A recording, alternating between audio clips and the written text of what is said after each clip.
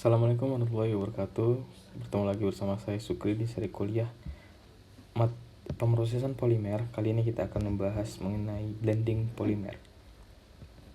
Jadi, secara garis besar, blending polimer itu adalah menggabungkan dua polimer, misalnya polimer A dan polimer B, di mana komposisi minimal adalah 20%. Dan biasanya itu pada nggak harus 80-20, bisa 70-30%, 60-40%, 50-50%. Nah, seperti itu ya. Nah, jadi ketika kita memblending polimer, kita sebenarnya tujuannya apa sih? Nah, tujuannya adalah kita ingin mendapatkan sifat atau properties yang baru, yang unggul dari kedua polimer yang kita gabungkan. Jadi dengan kata lain, sebenarnya blending polimer ini mirip sama material komposit. Tapi di mana material komposit perbedaannya sama blending polimer, kalau material komposit itu kita dapat sifat unggul, tetapi itu terlihat secara makroskopis. Nah, dan pastinya dia immiscible. Nanti kita bahas apa itu miscible dan immiscible. Tapi intinya itu, kalau dia material komposit, dia itu dapat terlihat secara makroskopis. Sedangkan blending polimer, dia kita gabungkan dapat sifat unggul, tapi dia mikroskopis. Jadi secara penglihatan mata kita nggak bisa tahu itu, nggak bisa membedakan apakah polimer itu blending atau tidak. Nah, biarpun secara mikroskopis, tetapi dia dapat bersifat miscible ataupun immiscible.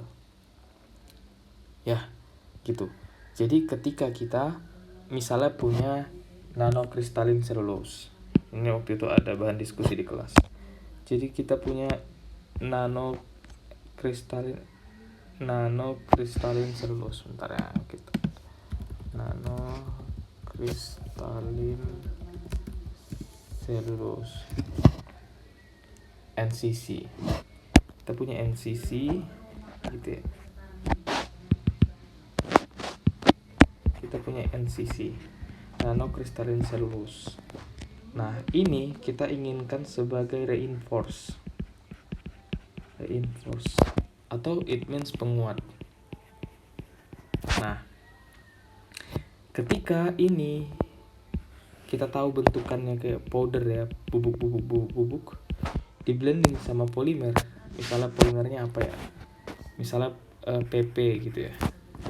Nah, ketika dia ini digabung, dia ini PP terus bintik ini merata dan tidak tidak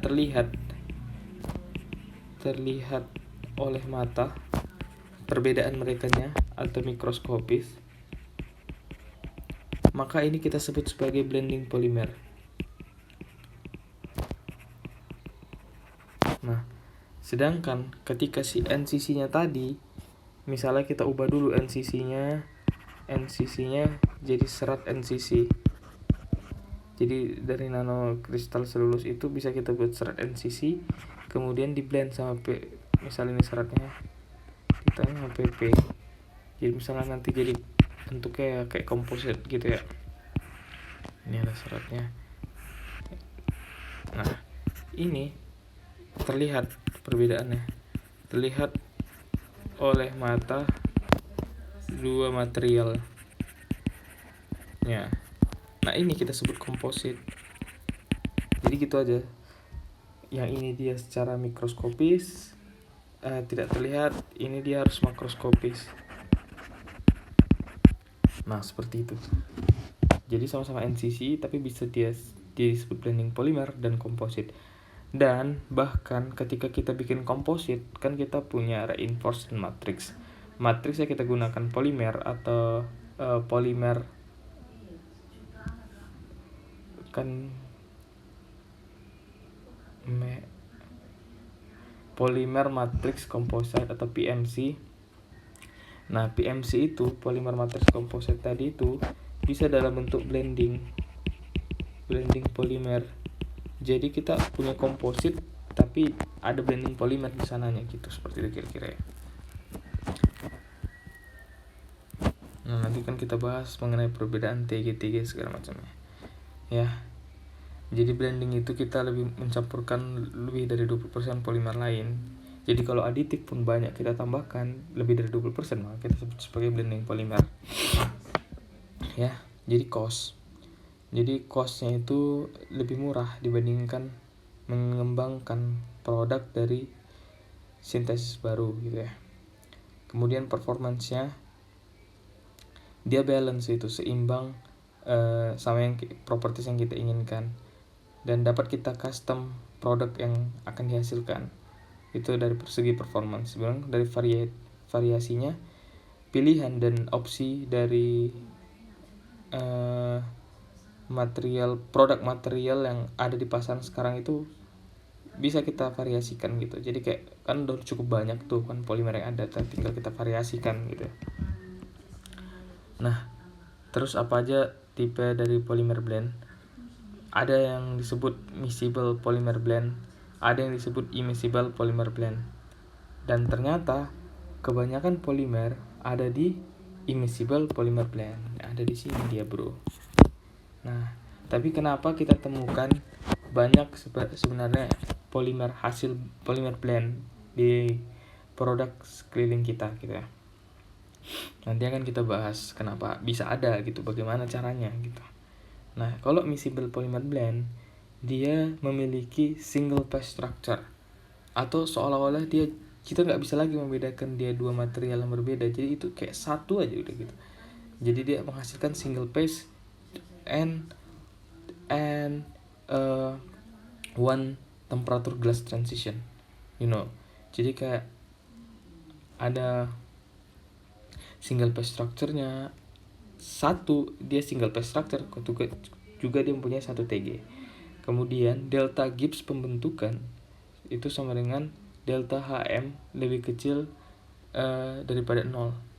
Nanti akan kita bahas, harusnya kan ada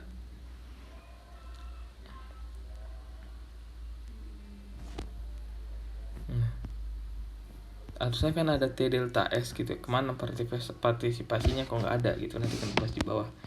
Kemudian kalau immiscible polymer blend, dia itu memiliki 2 atau lebih fasa dan memiliki 2 TG. Kenapa memiliki 2 TG? Ya TG dari polimer 1 sama TG dari polimer 2 gitu ya. Kemudian delta Gibbs pembentukannya, dia delta HM lebih besar daripada 0, dimana dia nilainya positif dari free energy of mixing.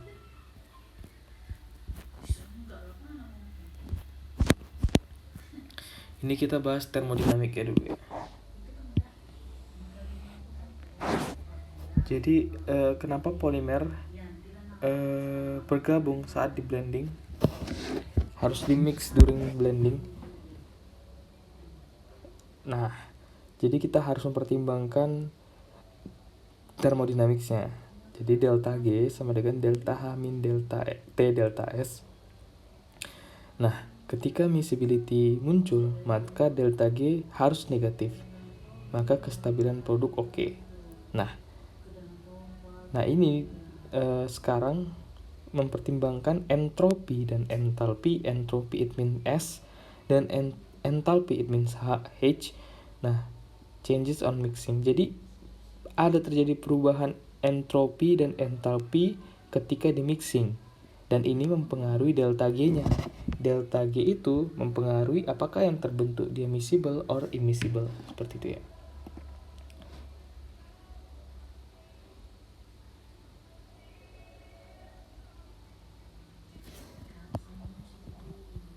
Nah, oke. Delta G sama dengan delta H min T delta S.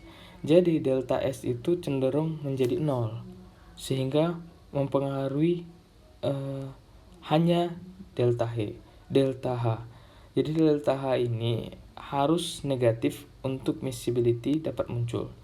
Nah, delta H ini adalah driving force untuk miscibility. driving force untuk miscibility. Jadi ketika delta H yang negatif ketika polimer blending dapat muncul karena ada intermolecular interaction seperti ikatan hidrogen, ada interaksi dipol atau bahkan interaksi ion dipol, menyebabkan dua polimer blend satu sama lain dengan baik. Nah, berarti kalau kita rangkum tadi termodinamiknya tadi, berarti ini ya, delta G sama dengan delta H min T delta S, di mana delta S cenderung 0 waktu pembentukan blend polimer ini, sehingga yang mempengaruhi adalah delta H. Nah, delta H ini sendiri adalah driving force untuk dia terbentuk miscibility. Ketika dia delta H-nya negatif, maka yang terbentuk miscible. Kemudian delta H-nya positif, maka dia immiscible. Nah, delta H yang negatif ini ketika pencampuran atau mixing dari blend polimer tadi dipengaruhi oleh interaksi intermolekularnya. Apa saja itu? Seperti interaksi hidrogen bond, kemudian ada dipol-dipol, kemudian ion dipol, seperti itu ya. Nah, kemudian ada metode penyiapannya. Jadi metode penyiapannya itu apa aja? Pertama, kita ada dissolve the polymer in common solvent. Solvent evaporate a thin film. Jadi kayak kita melarutkan polimer pada pelarut yang umum.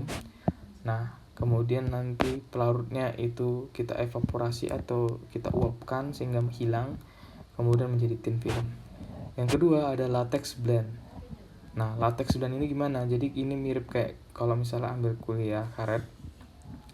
Jadi ada find dispersion of polymer in water, latex are mixed.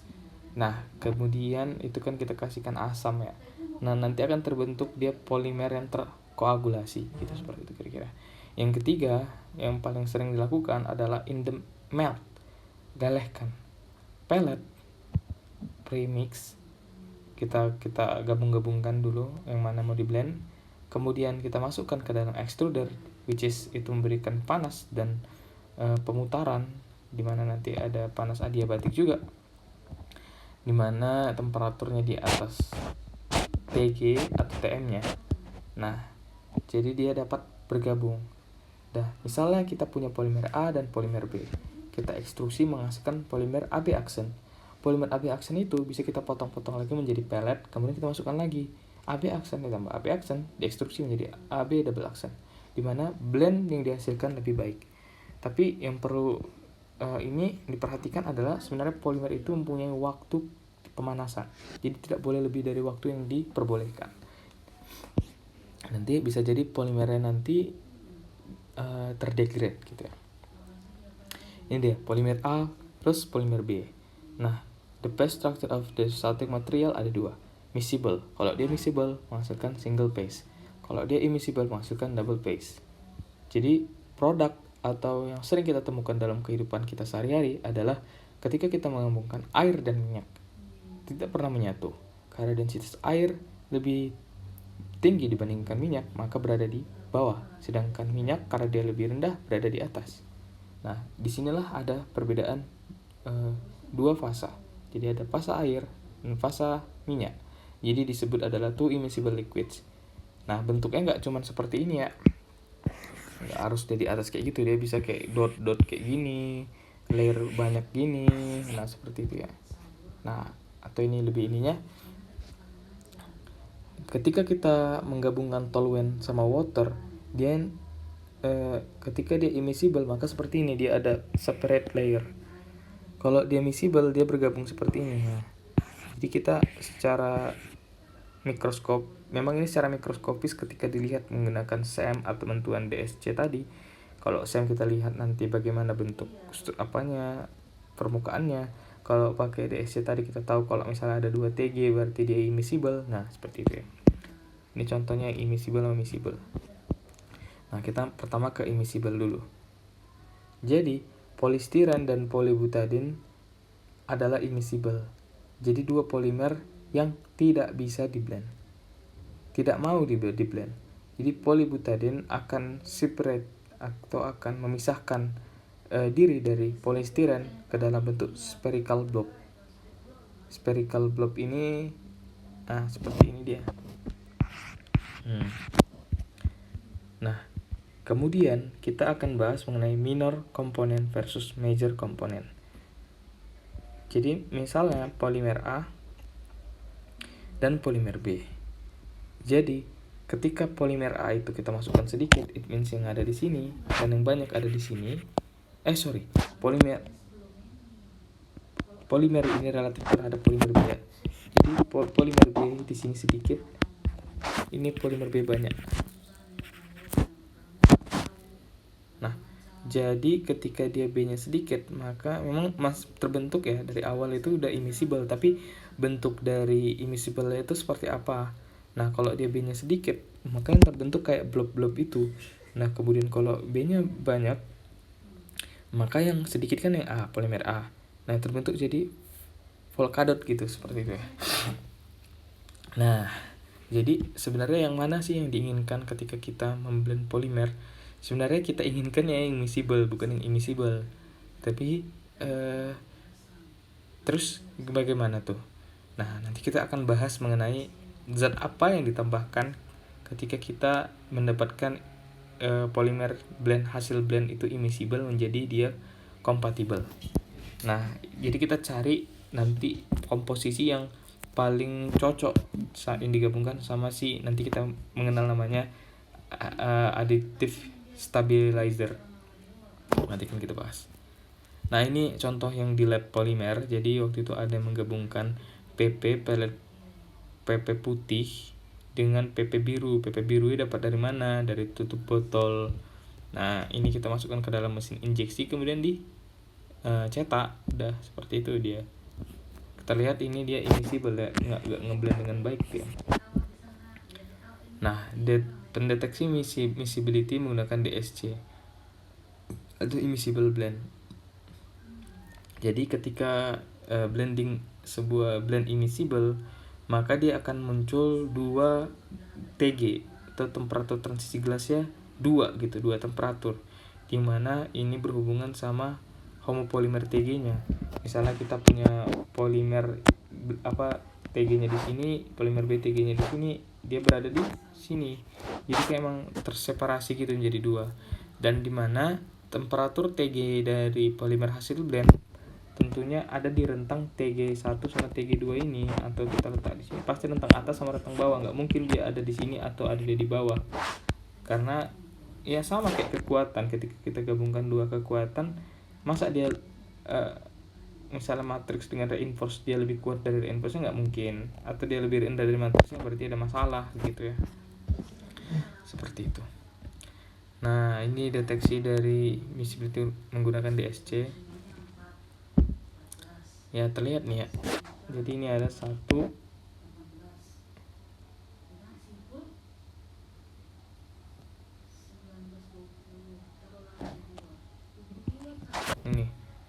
ini menggunakan semnya, terlihat ada blub gitu ya, bulat gitu ya, atau dot gitu. Nah, kemudian pun ada dia namanya partially miscible blend. Jadi secara parsial dia terblend gitu ya.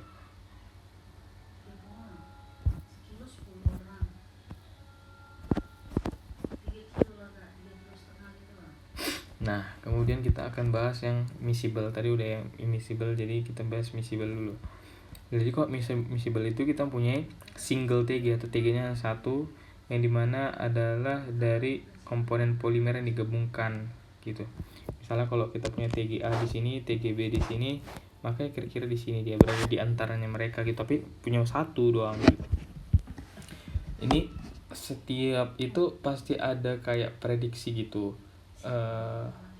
Nah, prediksi dari misalnya ini PMMA dan PPC. Ini ada dibikin orang grafiknya seperti ini. Jadi ini dia 1 per TG blend sama dengan WA per TGA ditambah WB per TGB. Misalnya kita punya PMMA itu di 105. Lihat aja PMMA berarti di 100%. Di 1 kan berarti 100% PMMA berarti di sini dia nilai 105, 100% PVC berarti di 0 pmma kan, di 86. Maka kalau TG dari gabungan blend yang 50-50, 5% PMA 5% PVC, kita tarik garis saja 0,5 di sini, tarik garis ya sekitar 95 derajat Celcius gitu ya. Ini adalah stereochemistry. Jadi ini penting untuk miscibility, di mana stereochemistry-nya adalah kayak branch chemistry yang menghubungkan atau yang melibatkan studi mengenai perbedaan arrangement dari atom pada molekul. Nah kayak gitu ya. Jadi kan kita mengenal ada kayak sindiotaktik sama isotaktik. Kalau sindiotaktik R grupnya dia selang-seling atau zigzag, kalau isotaktik searah. Nah kalau yang zigzag tadi, yang sindiotaktik digabungkan PVC mah miscible. Kalau dia isotaktik yang dia searah digabungkan PVC mah immiscible. Karena perbedaan stereochemistry tadi atau gugus R-nya itu udah menyebabkan dia perbedaan gitu ya, miscible atau immiscible. Contoh miscible blends pada komersil. Jadi pertama kita mengenal ada noryl GE, di mana ini gabungan dari polistiren ditambah PPO. Di mana polistiren kita tahu impact bagus, tapi pemrosesan sulit, digabungkan sama PPO biar bisa pemrosesan lebih baik gitu. Nah, PPO itu adalah polioksi 26 dimetil 14 penilen. Kemudian ada yang kedua ada LDPE sama EPDM. Jadi EPDM itu ada etilen propilen diene monomer rubber. Dimana PPO ada juga penggabungan dari PPO digabungkan sama PS. Ini yang tadi PPO sama PS tadi, yang sinoril itu. Jadi penggabungan dari resin itu memiliki high resistance temperatur, kemudian hydraulic stability dan outstanding insulative properties dengan processability yang baik. Kemudian ada low density dari polistiren. Kemudian polypropylene ether resin PPE komersiali dikenal sebagai polyphenylene oxide PPO adalah amorphous high temperature thermoplastic yang menawarkan gelas transisi temperatur lebih tinggi dari 210 derajat Celcius, shrinkage mold yang kecil, excellent stability dimensi yang bagus, low coefficient thermal expansion, kemudian very low water absorption menyerap air yang sedikit, hydraulic stability dan high electric strength, inherent resistance flammability. Jadi sangat banyak ya. Meskipun banyak keuntungan dari resin PPO pada material, polimer sendiri hampir tidak mungkin untuk diproses, karena salah satu cara untuk memanfaatkan dari PPO resin adalah menggunakan PPO PS miscible blend. Jadi kita blend dulu si PPO sama PS, di mana PPO dengan high impact polystyrene give impact resistance dan processability yang oke, dan thermal properties dan blend itu juga oke gitu. Jadi kayak gabungannya lebih oke lah gitu. Karena kalau kita pakai yang PPO aja itu nggak bisa diproses, hampir tidak mungkin gitu. Ini tadi yang noryl ya, kan 3 sih. Nah yang noryl GE sama si polistiren sama PPO. Jadi itu otomotif ada trims, fender, tanks, flaps, grill, mirror housing, fuse boxes, instrument panels. Kalau elektronik itu ada solar energy housing, covers, lightning housing and covers, connector. Nah ini banyak lagi ya. Others pump housing and impellers. Belajar.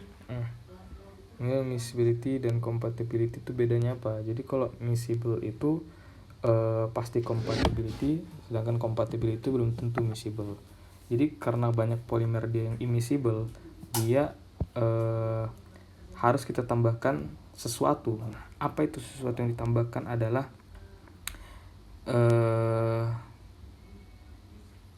ada agen namanya, dia itu compatibilizer.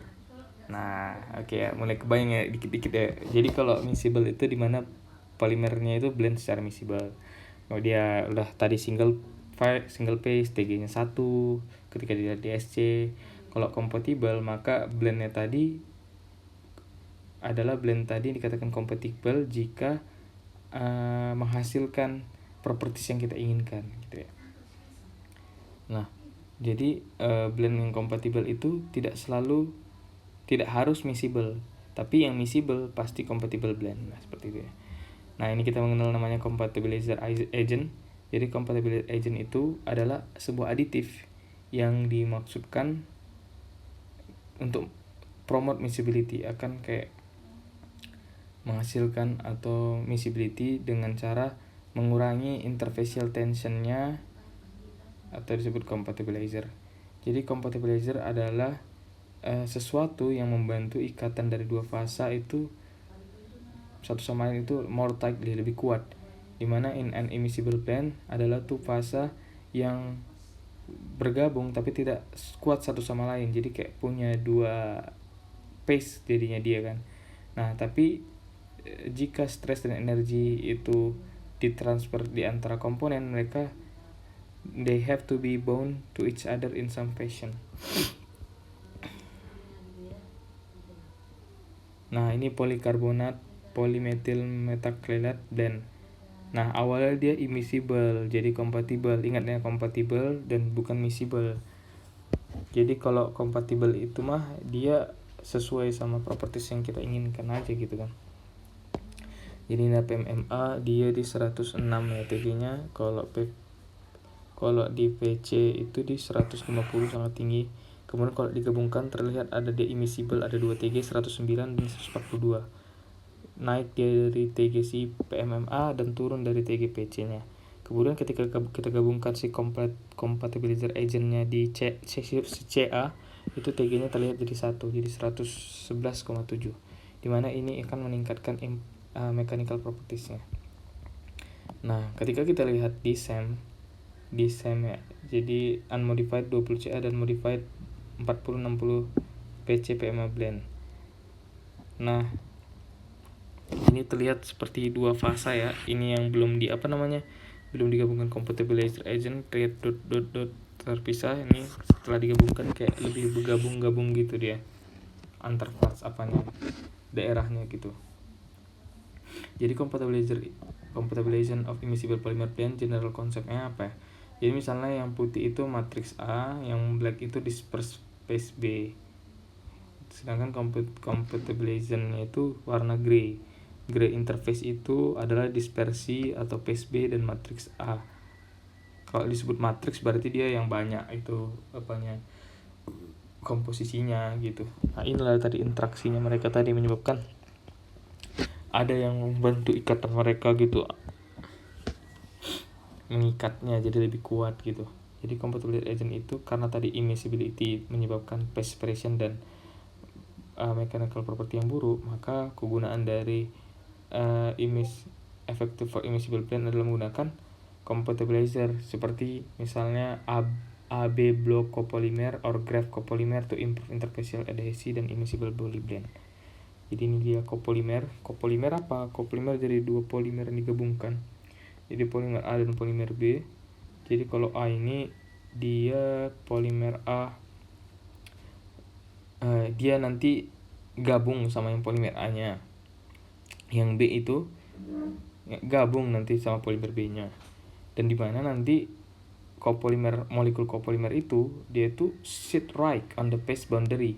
Jadi di phase boundary yang terjadi perbedaan itu disitulah nanti dia, dimana polimer A mengikat A, polimer B mengikat B, jadi kayak lebih tight gitu, terikat gitu karena ada bantuan dari mereka nih.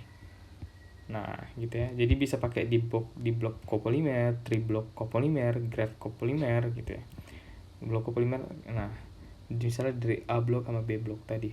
Jadi the block copolymer tie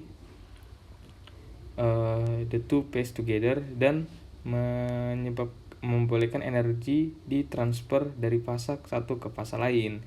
Itu menyebabkan dia improve mechanical strength-nya, yang dimana ini minor component, that the minor component can improve the mechanical properties of the major component rather the worse than. Okay. Nah, ini compatibilizer sama ya konsepnya tadi, yang A dia gabung ke yang A, yang B gabung ke yang B.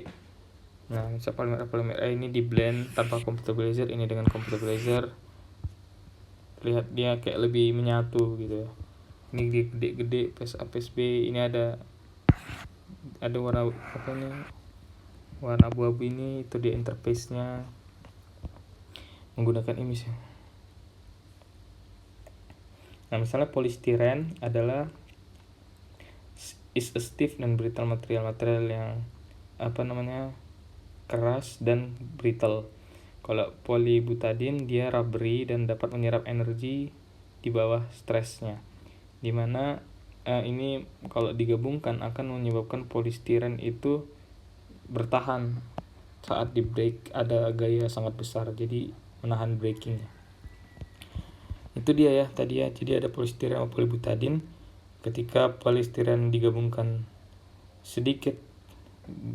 dengan polybutadiene, maka polimer tidak akan blend, dan ini pastinya immiscible. Kemudian instead the polybutadiene will separate from the polystyrene into little spherical blobs gitu ya. Jadi polistiren yang banyak, polybutadiene yang sedikit. Nah, jadi best if the polymer are connected into block copolymers. Nah, itu lebih baik ketika mereka dapat connect dengan blok copolymer. Maka kita masukkan tadi compatibilizer agent. Yang kuning interaksi dengan polimer A, ini warnanya sengaja disamakan ya. Yang B berinteraksi dengan polimer B. Jadi yang awalnya seperti ini blok-bloknya jadi seperti ini, dia lebih homogen dan dia ada interface-nya gitu. Nah, jadi ini adalah paling banyak dijual atau digunakan adalah high impact polystyrene. Jadi polystyrene digabungkan polybutadiene ditambah compatibilizer. Nah, ada juga yang sering kita pakai atau gunakan adalah PET, polyethylene terephthalate, dengan PVC, polyvinyl alkohol. Bukan PVC, PVA, polyvinyl alkohol. Nah, dia akan membentuk lameran morfologi, di mana ini ada berhubungan sama botol soda. Ketika teman-teman perhatikan bahwa ternyata botol PET pada air mineral dan air minuman bersoda itu berbeda gitu, sama-sama PET gitu. Nah, apa yang membedakannya? Kalau misalnya mineral, dia kan nggak perlu ada karbon dioksida pada botolnya. Nah, jadi nggak perlulah kita blend si polimer tadi, biar aja kita pakai PET. Tapi ketika kita bikin soda kan kita harus memastikan si karbon dioksida itu tetap ada di tangan konsumen ketika dia dibawa dari mana gitu ya. Nah, ketika PET aja itu tanpa ada PVA-nya di blend, maka dia dapat dengan mudah keluar si ininya melalui PET-nya, si karbon dioksida-nya. Nah, nanti nggak bergas lagi lah dia si minuman bersodanya, sehingga kita gabungkan dengan PVA gitu. Dan lihatlah seperti yang udah dijelaskan tadi, kan kita nggak bisa ngeliat secara kasat mata gitu kan, botol yang di blending sama yang nggak di blending. Nah, seperti itu. Nah, ketika kita pengen merecycle si botol yang yang bersoda sama yang yang PET murni, atau kayak yang dari minuman air mineral, sebenarnya itu bisa boleh-boleh aja gitu, asalkan kita memperhatikan temperatur di antara keduanya apakah berbeda sangat jauh gitu. Kalau misalnya masih pada temperatur yang sama, ya kita boleh pakai aja mereka berdua gitu. Nah, gitu ya. PET makes the bottle strong, while the layer of PVA do something very important if you want your soda to stay fizzy. Sama-sama pakai PET sebagai tempatnya tadi, namun kita tambahkan PVA untuk biar nggak keluar si karbon dioksida-nya. Mungkin itu aja ya. Terima kasih. Assalamualaikum warahmatullahi wabarakatuh.